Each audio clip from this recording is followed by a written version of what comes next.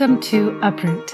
My name is Selah Piper, and as always, I am so glad that you've tuned in today, and I hope wherever you're listening from, you are safe and healthy. Way before this pandemic completely changed all of our lives, I had the unique privilege of recording an episode at the International School of Kenya. This is my fourth time shooting an episode there, and I was invited this time to talk to middle school students about their identity. Every year, ISK celebrates International Day, where over 70 countries have a chance to express their culture and share it with the other members of the school community. In the last few years, ISK has tried to go a bit deeper and allow students to explore their identities beyond their passport countries.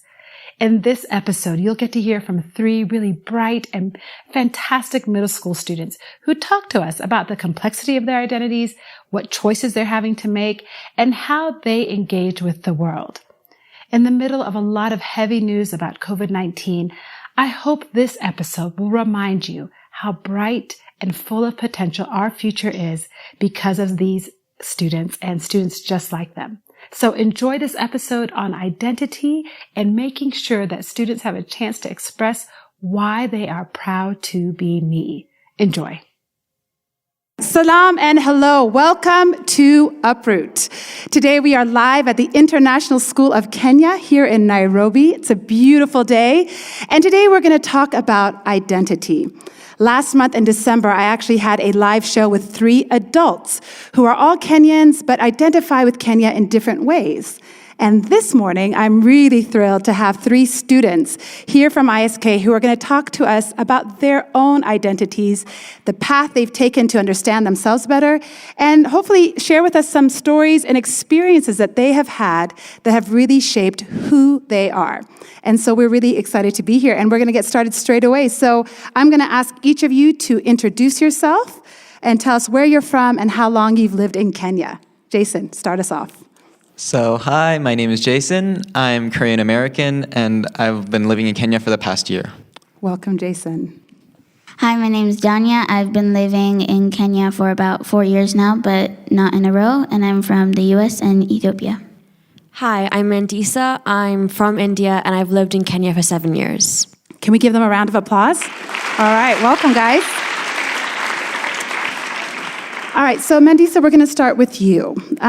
Tell us how you identify. You've told us you're from India, but tell us maybe how you identify and what assumptions people make about you based on that identity.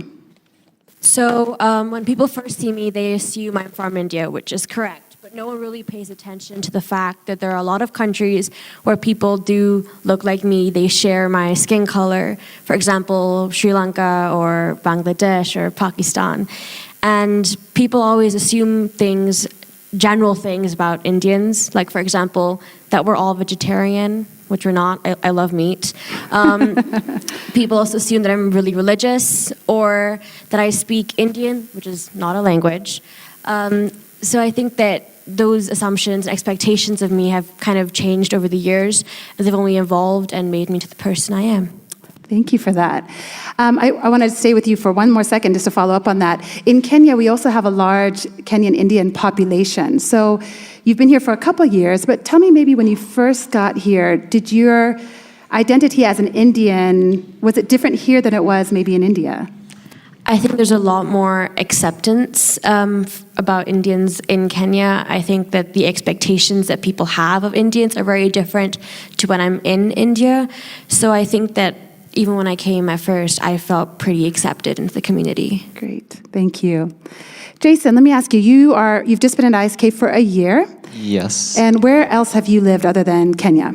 Well, I was born in the U.S., and afterwards I've lived in Mexico for 2, and Korea for 4, and the U.S. for the first 7 years of my life, and then my first year in Kenya.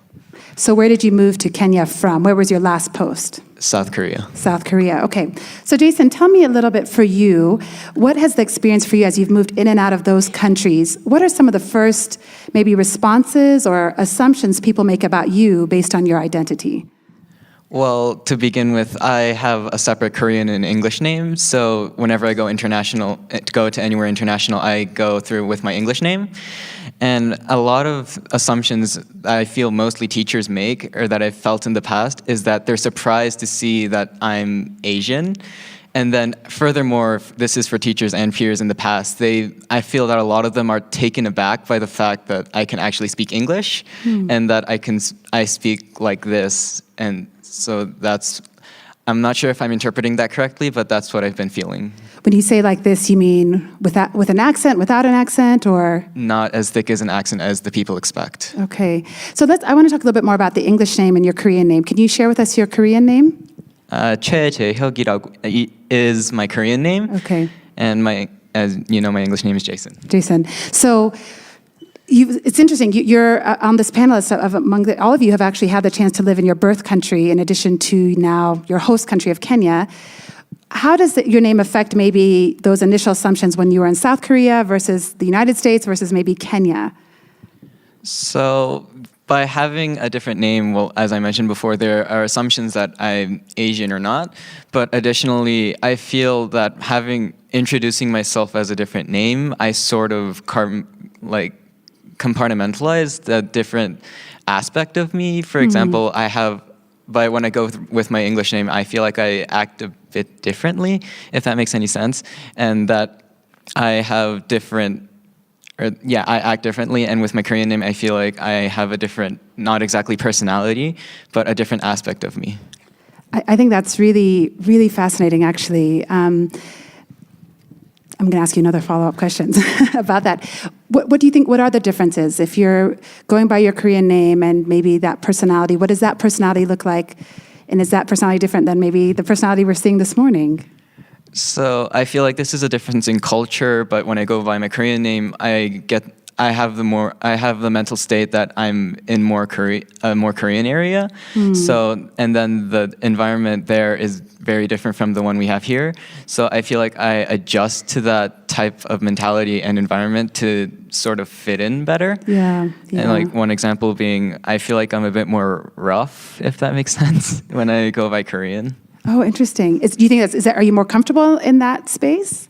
That depends on the situation. Yeah, fair. That's fair. Let me ask the audience, how many of you have a name that is a less English name or a less Western name that maybe your parents, that's actually on your birth certificate, or even your grandparents call you? How many of you, if you can raise your hand, if you've got maybe more than one name that other people find hard to pronounce? Okay, so at least 50% of us have a name that maybe, and let me ask those of you, how many of you go by a more maybe English sounding name as opposed to maybe your birth name?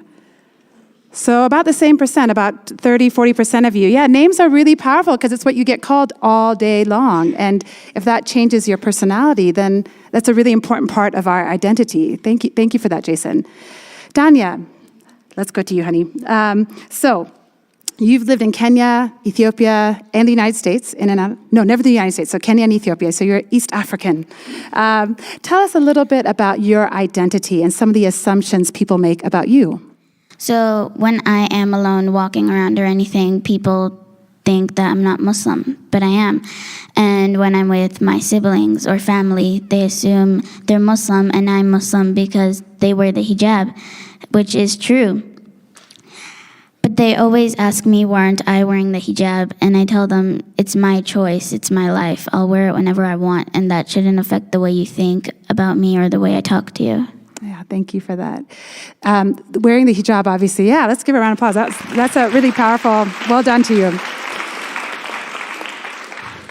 So where do you feel like that shows up the most for you? Are there times where you told me earlier you're 4 sisters in your family, which is pretty amazing. I've got 4 kids too. That's a lot of fun. A lot of work though for mom and dad. Tell me, when you're out as a family, if there's a story maybe that you can tell us of a way people react to you as opposed to your sisters. So if I'm going out with my family or whatever, because I have 2 sisters in university, so I rarely see them. But when I do see them, we go out anywhere, people kind of give us a stare and they're like, what are you doing here? Like, why? Mm-hmm. But when, let's say my sisters are alone, because obviously when they go out to eat or whatever, because they're by themselves, people don't really do anything to them because they see that, yeah, they wear the hijab, they're by themselves. But when I'm with them, they're like, why isn't this girl wearing the hijab? So they don't necessarily assume. So their questions are more why you don't. Yeah. And you were telling me a story about an airport situation. Can you tell us that story? So that goes with language, Yeah. if that's fine. Yeah, sure. So one time I was with my family traveling to the U.S. and one person, you know how they check you, you go through the scanner thing? Mm-hmm. At security. Yeah, the security thing. And they asked my sister, do you speak English? Just because she was wearing the hijab. So they assumed that she couldn't speak English. But when I went through the thing by myself, they thought I could speak English. But once I started talking to her, they saw that, yeah, we were family, and they asked me, do you speak English? And so they assumed our language just because by the way we look or by the way we act. Yeah. You know, faith is a unique part of our identity for many of us, but not all of us have an external expression of that faith. So we can look at you and make all kinds of assumptions, but then of course, if you're wearing the hijab, we'll assume maybe something completely different. And that's really a powerful impact. It's like the name, right? It's an all day, all the time thing that you really can't take off per se. Mandisa, let me ask you, you are a leader in the student community, and I know you're really involved in ISK's program on Friday that is going to talk about why we are proud to be ourselves and all of our different identities. Do you think the expectations and assumptions of you as an Indian young woman would be different if you were a boy? So India is very traditional, or I find it very traditional, so I can't walk down a busy street without dressing appropriately or what people deem appropriate. And the thing is, I find a bunch of guys my age can wear the things that wouldn't be considered appropriate, and they will not get judged, they will not get stared at.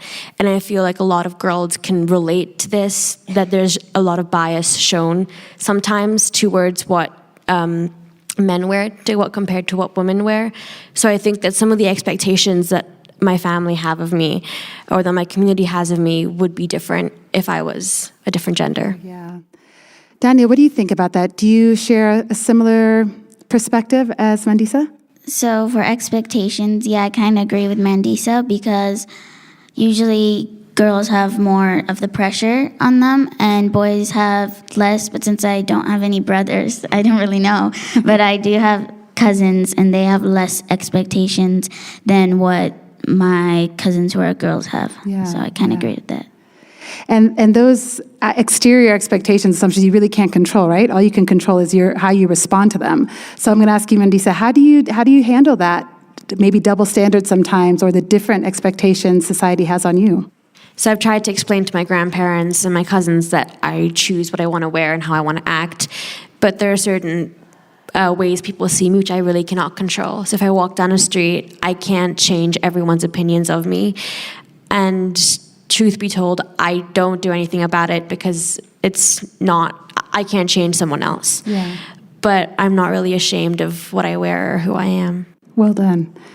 Jason, I'm going to put you on the spot as the only boy on this panel, or young man. What do you think about the expectations maybe in your own community for boys versus girls? Actually, from the community I came from, there aren't that many expectations regarding like clothing or much of anything to be factful. It's more equitable, huh? Yeah, so I feel like there isn't much difference between gender in the community that I come from. Okay, so let me ask the audience again. How many of you think, let me ask the girls first. Okay, so girls, for you, do you think your life would be better or easier if you were a boy? Yes. Oh, wow, okay, some strong feelings around that. Okay. Girls again, do you think that your life in school here at ISK would be different or better if you were a boy? Yes. Okay, that's, anybody say, maybe I'm on the fence about it, I'm not sure? Okay, boys, let me ask you, do you think your life would be different or better if you were a girl? Some mixed reaction there, okay? I hear some no, I hear some yes. Okay. Well, gender is something that's obviously hugely central to who we are. And so on Friday, when you're in these workshops, it'll be good to think about how does being a young man or a young woman affect my day-to-day life? And then try and put yourself in the shoes of maybe the person, what gender you're not, to see, can I empathize or understand what their experiences are? Because it sounds like there's some strong feelings about how different your life would be if you were not a girl or not a boy. All right, let's keep, there's so much to talk about, and I know we don't have much time. So, Jason, let me come back to you. We've talked a little bit before this show, and just getting ready for it, about some of your initial experiences wherever you are in the world, whenever you start a new school or start to make friends. But then you also had a chance to live in South Korea. You were born in the United States, but you had a chance to live in your parents' home country and one of your home countries. Was that different? Was that experience different than living in Mexico or the United States, or it's been in Kenya? Yes, because when I'm in South Korea, well, I look South Korean, so a lot of people assume that I've been living there and that I'm from there natively, but that's not the fact. So like the first few years I was in Korea, it was like really hard for me because first I'm not that fluent in the language itself, so that's an assumption people made of me because I look Korean. And then another thing is like the cultural differences and just the difference in environment. It took me a while to get used to and like actually fit in. Yeah. And then even in international situations, I get the opposite because I look South Korean. They assume, well, the same, because I look that way, they assume that I'm from South Korea and that, as mentioned before, that I'm not really accustomed to American culture, but that's not exactly true. Yeah. It's hard because either wherever you are, I'm not fitting in perfectly. You're not fitting in. Yeah. How many of you relate to that? Like not fitting in really like anywhere. Yeah. So many of us, it's almost a majority of the crowd of just where's home and where do you fit in? Let's talk a little bit about language though. For those of you who are just listening and are not obviously here in person with us, our students are all from 3 different ethnic groups, 3 different continents actually in their origins or parts of a continent. And yet you all have a similar kind of accent, like an international school kid accent. But tell me, Mandisa, maybe we can start with you. What role does language play in your identity? So I came from a British school, and when I was there, many people thought I was American because of my accent. But then when I came here, people thought I was British because of my accent. And so I think that it's funny how no one assumes that I'm Indian just because I don't have an Indian accent, and how people have this assumption that there's a certain type of accent for certain people. And I think that's not really fair, since you can speak a language and not necessarily contain that accent or be from that place. Yeah.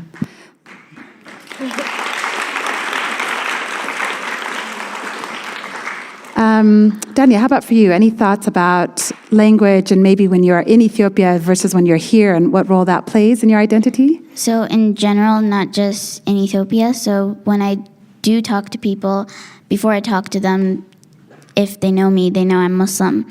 So if I see anybody from the Middle East, they assume that I speak Arabic, but I can't speak Arabic for my life. So when I talk with them, I told them I cannot speak Arabic. Sorry, I don't understand what you're saying.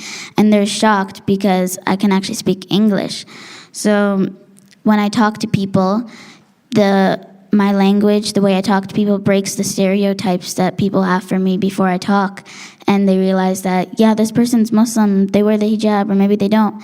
And they can still speak English because it's my voice that defines my character and not the way I look or, yeah. Well done, absolutely. So let's talk a little bit about being in a family and sometimes the different choices families make around these identity choices that, you're still kids at home, and so some of those choices are not yet yours fully. Daniya, let me start with you. You talked at the beginning about having older sisters and the choice around the hijab is really being your choice. So as you're thinking about it, do you know what you'll do, or have you thought through that process?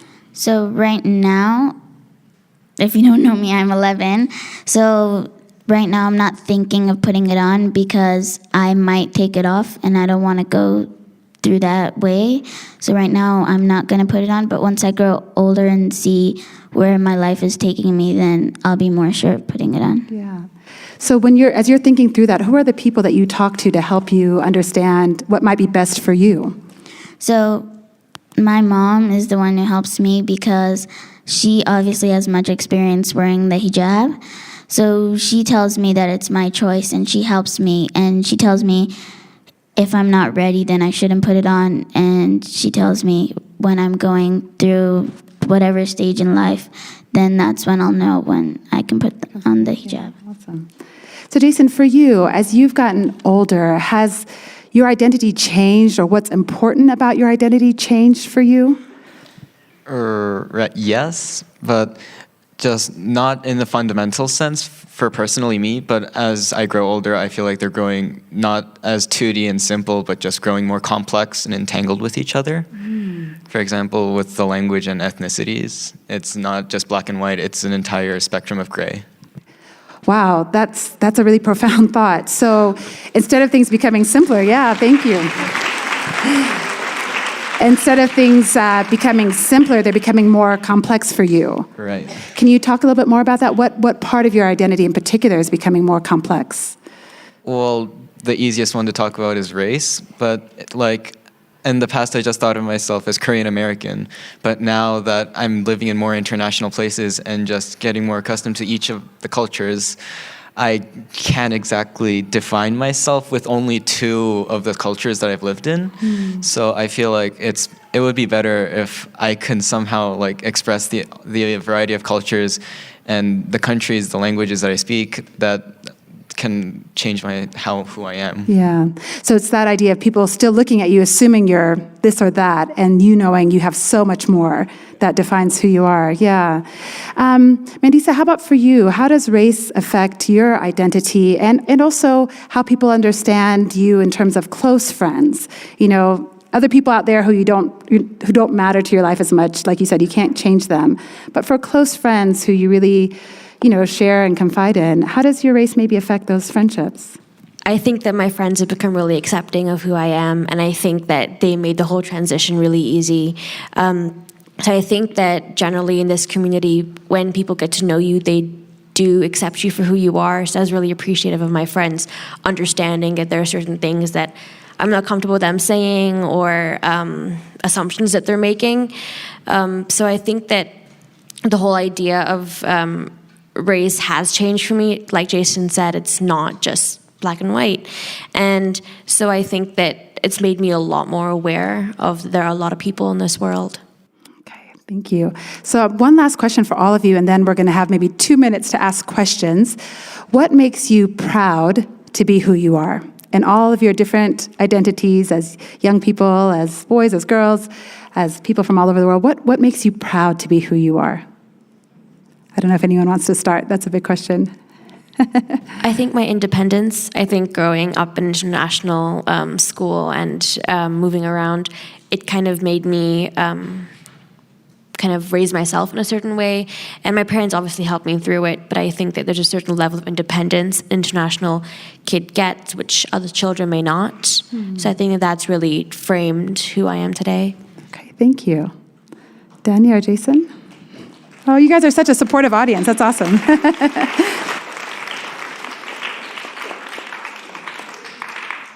What makes me proud to be me is having a strong faith, because I am Muslim. I do all the Muslim obligations and stuff, but I have a strong faith, so whenever I'm going through hard things or even easy things, I have my faith that helps me through, and that's what makes me stronger. That's awesome. Thank you.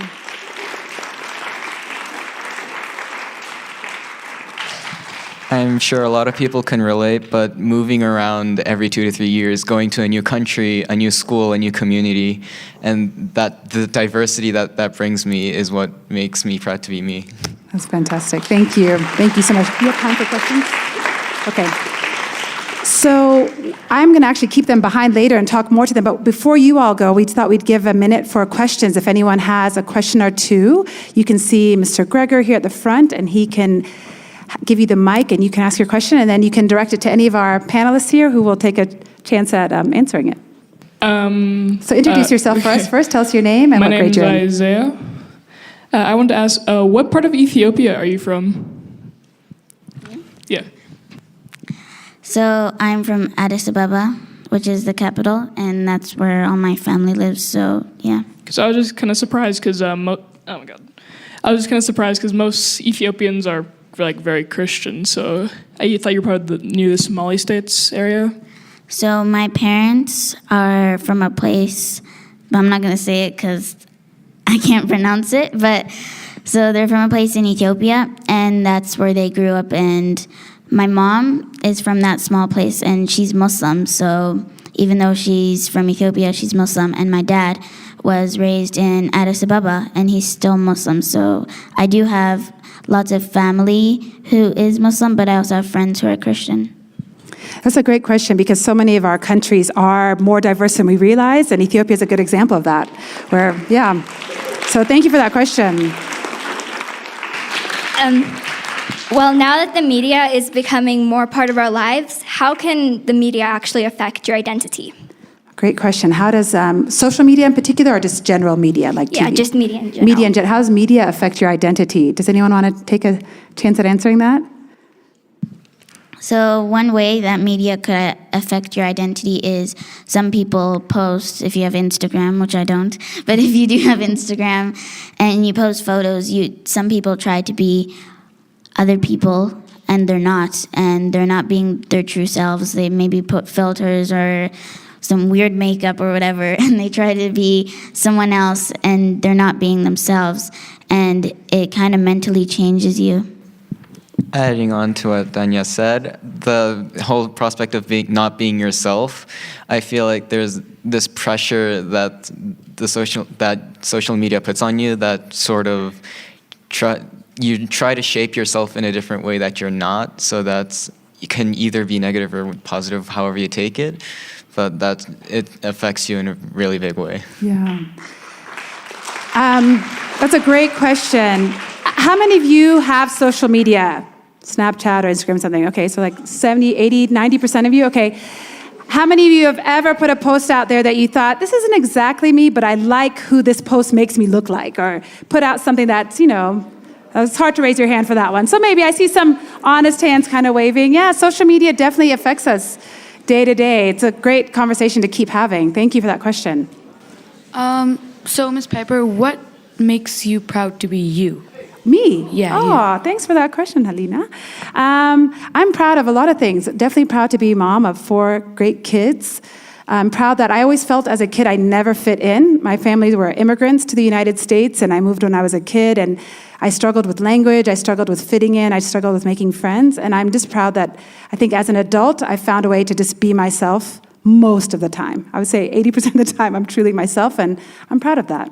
Thanks for that question. All right. This is a question to Jason. Do you know any reason why you've been moving so much? My dad's a diplomat. One of the things that we wanted to do today in this conversation is to give a chance to ask questions and talk about things that we don't always get a chance to talk about. And I hope all of you will use this as not the end of something, but the beginning, that on Friday and in your classrooms and your other places at lunch tables, that you'll keep talking about identity, what makes you unique, what makes you proud. I think there's so much that we can learn from each other, right? I don't know. Do you guys agree? So much you can learn. Have you guys learned something about each other this process? Yeah? Got it. How many of you learned something new today from listening to your classmates' stories? Yeah? So I hope you'll keep having these conversations, and thank you so much for having it. Can we give them a warm round of applause and say thank you to them? Thank you so much, Daniya, Jason, Mandisa, for sharing your perspectives. I have learned so much from each of you, and you have every reason to be proud of who you are. And I echo that pride in saying I am incredibly proud of you and proud to be a part of your community. Friends, I hope that you enjoyed this episode. It reminded me why I started this podcast, because these issues of identity matter so much. And as we come out of a week where the entire world is thinking about why Black lives matter, this episode really reminds us that indeed we have to not just say that we see no color. We should see the colors, the languages, the experiences that each of us represents. Because if we don't, we miss out on the truly beautiful thing about having a diverse and unique community. Thanks so much for listening to Uproot. I hope you'll follow me on IG and on Facebook and on Twitter at Uproot and Lil, Uproot and Lill. And of course, I love to hear from you. Send me an email at uprootthepodcast@gmail.com. And as always, keep at it until it becomes rooted. Thanks for listening. Stay safe and stay well. Talk to you soon.